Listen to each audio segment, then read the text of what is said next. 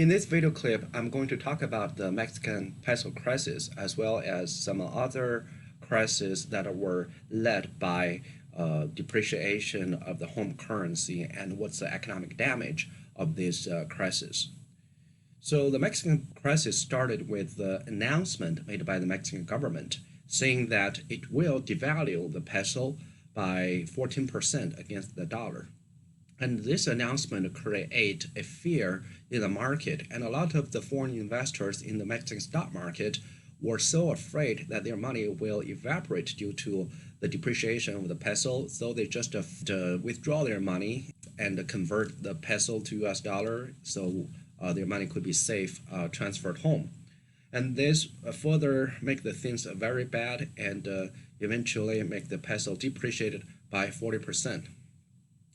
So the whole story here, we can do this demand supply analysis. So the currency we're analyzing is peso, and we have a investment scenario. Okay, this is an investment, and the peso's price is expressed in the amount of US dollar. Okay, and you also have the quantity of a peso, and you have a demand and a supply of a peso. Okay, and the demand basically is U.S. invest in peso, or we can treat this as a capital inflow to Mexico. And the supply of a peso basically coming from the money coming out of Mexico, and this may not be done by Mexicans, it could also be done by foreign investors. So the supply, let me just put it here as the capital outflow from Mexico. Okay, so what happens in the early 90s was Mexican economy was booming, and it becomes more promising to invest money. I'm talking about the international capital. There were more and more demand of peso driven by the international capital inflow to the country. So that basically pushed up the exchange rate to a higher level. However, this new demand, they are from hot money. So hot money are the capital flow invested in stocks or bonds or any monetary market which could be withdrawn overnight and transferred overseas. And this is so dangerous for maintain a stable exchange regime, because if all the investors suddenly decide to pull out their investment, and then all of a sudden the exchange rate will have so much depreciation, and that cannot be afforded by the Mexican government.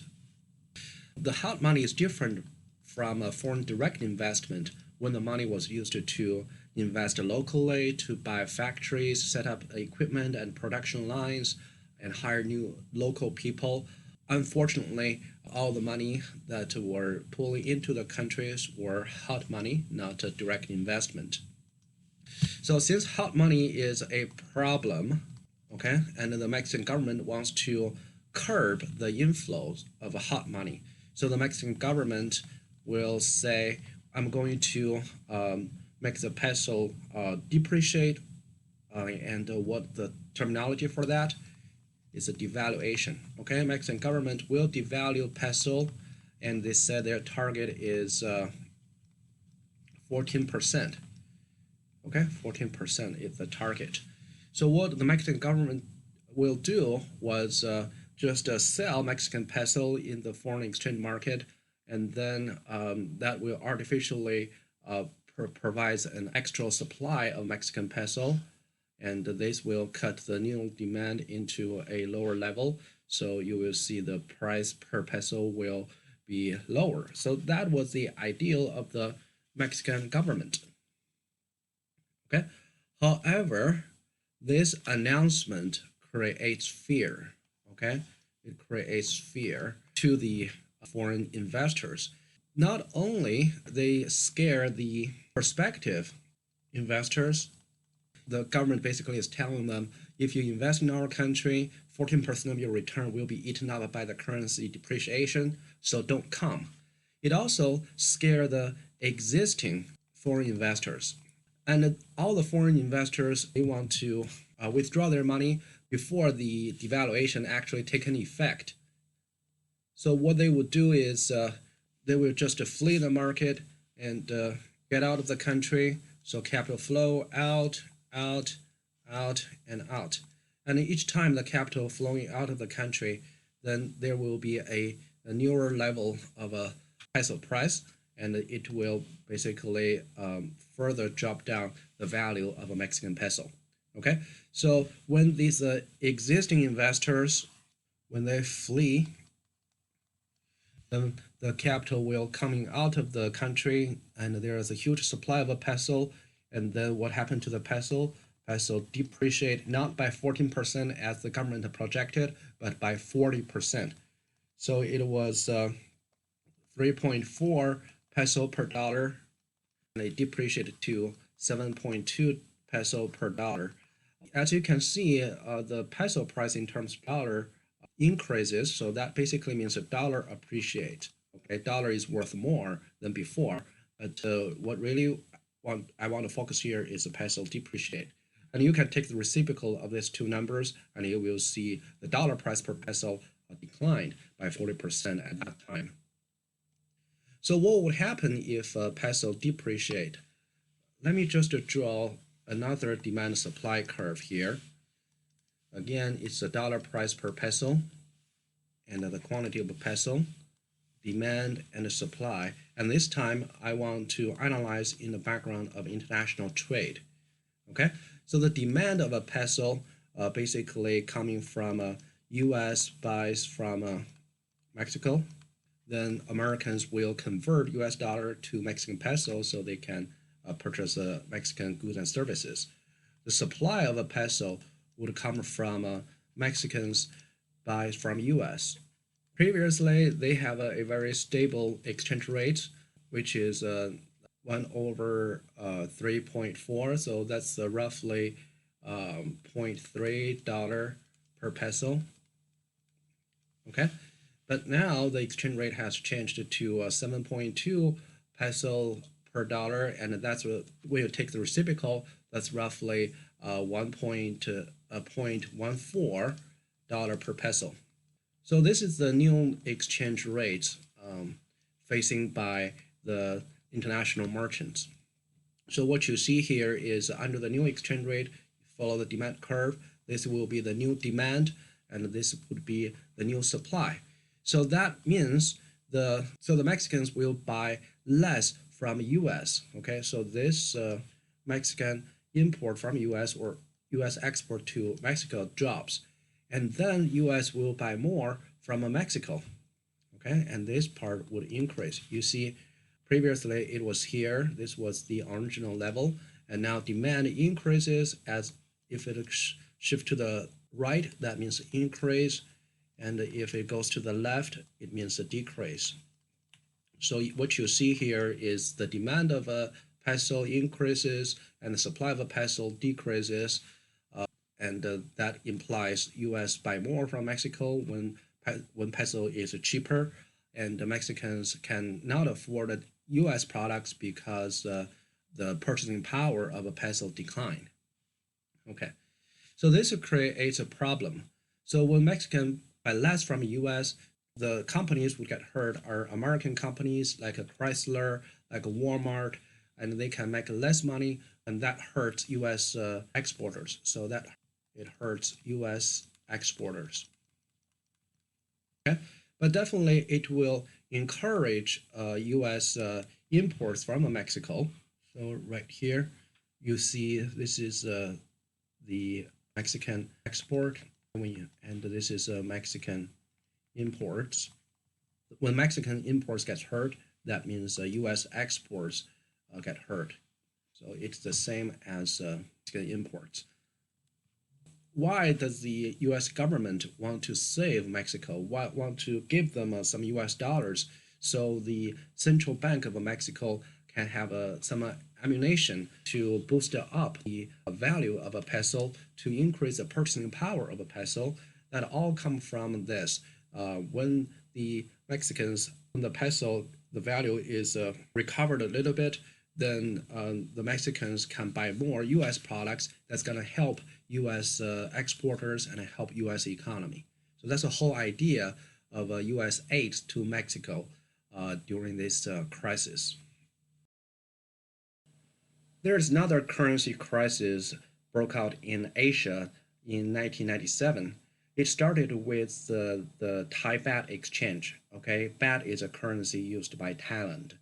At that time, Thai baht depreciated by a dramatic amount, near 50%, and that created a fear of international investors in other currencies like Indonesia Rupiah, Malaysia Ringgit, Korean Won, Taiwanese dollar, and so on.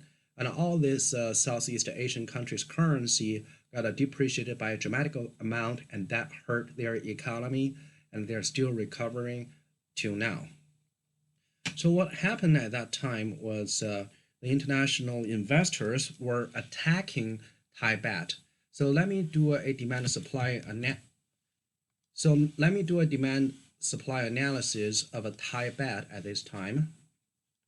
Okay, so our currency here is baht, and still we use direct quote the amount of dollar per baht, and here's a quantity of a baht, and you have a demand and you have a supply. And demand of a baht basically is about buying baht using US dollars. The supply of baht is about selling baht in exchange of US dollars. Okay, at that time, the baht has an exchange rate of 34 baht per dollar. That's roughly $0.03 per baht. Okay, so what happened was the international speculators were attacking baht by constantly selling the baht. So when they sell the baht in the exchange market, they would provide extra supply, right? And that's going to drop down the value of a baht in the market. And the Thai government want to maintain a fixed rate of the baht. So what they would do, they want to buy baht by their own currency with their dollar reserves. So the Thai government would create an artificial demand of a baht, so the baht value would be pushed up again. However, the Thai government has limited dollar reserves, whereas the international speculators have more baht to sell. So they just keep selling the baht, keep selling, and eventually make the baht's value drop down by almost 50%. Okay, so the baht value was dropped by 50%. In the previous example, the Mexican peso crisis, when the value dropped down, the export of the country would be encouraged because the products made in that country becomes cheaper in the eyes of Americans. But did that really help the economy? It would help a little bit in the long run. But the most pressing issue for the Thai companies, we have a lot of Thai companies in the country. They are hurt by the baht depreciation. Why do they get hurt by the baht depreciation? One thing is when baht depreciate, and they also have the dollar loans. Okay, the loan is denominated in US dollar, not in Thai baht. Assume a Thai company just borrowed today, let's say $100, okay, loan, and then tomorrow it will return, just say still $100 with no interest at all. When they borrowed today, the Thai baht was still strong at $0.03 per baht. So that's roughly 3,300 baht. And if they return the same $100 loan, okay, it's the same loan, but when the baht depreciates to $0.015 per baht, then they will have to return much more baht. So this would be roughly 67 baht. So the baht depreciation would hurt those companies given the condition the company has loans denominated in US dollars. So that's going to make them pay more baht for a smaller baht they receive. And I have not incorporated the interest rate yet. So this is just illustration of how the companies are getting into those financial distress due to the depreciation baht. So what will happen to those companies? They rest in peace. Okay, the definition of bankruptcy is a corporation cannot afford to pay back its long-term obligations. So when the baht depreciate, they have to pay more baht, pay more their local currency for the same dollar loan. And if they cannot afford, they will become bankrupt. That's a very popular phenomenon in the economy of the country, not just in Thailand, but also in Indonesia, in Korea, and so on. Hong Kong is a little bit different. Hong Kong dollar was massively sold as well. However, Hong Kong economy did not get hurt that much, all because the Hong Kong dollar did not depreciate that much. As I mentioned earlier, for a central bank to boost its own currency, they need to have a lot of dollar reserves or maybe pound reserve or any other major currencies. The Hong Kong government was backed by the Chinese government, who at that time had about 1 trillion US dollar reserves, and that the Chinese government did not directly provided those massive dollars in defense of Hong Kong dollar, but that does boost the confidence that Hong Kong dollar would be strong when China is standing its back. Another example of a currency crisis is Argentina crisis. Okay, so at that time, the Argentina government had a pegged exchange rate arrangement. So one Argentina peso is pegged to one US dollar. In 1991, at that time when Berlin Wall falls and the East European economy collapsed, especially the Soviet Union, the US dollar has become a very popularly accepted currency, and the dollar appreciated at that time. So was the Argentina peso. So when you have a strong currency, that because you don't really overprint it, definitely. If you print too much, then your currency would depreciate its value. When the Argentina government has the same supply as US dollar, which is not quite much, then the Argentina's inflation would be controlled. And also the foreign investment are looking at a appreciating peso. So not only they would make some returns from the domestic economy, Argentina economy, but also they could get some returns from a peso appreciation. So foreign investment poured in, and the effect was quite positive.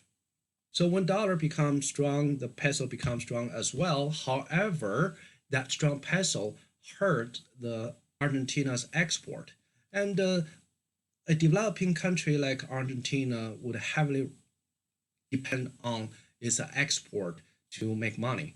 They would have a lot of factories don't get order, workers will be laid off, and that resulted in a economic downturn, and eventually the government abandoned the parity, which is pegged with the US dollar in 2002.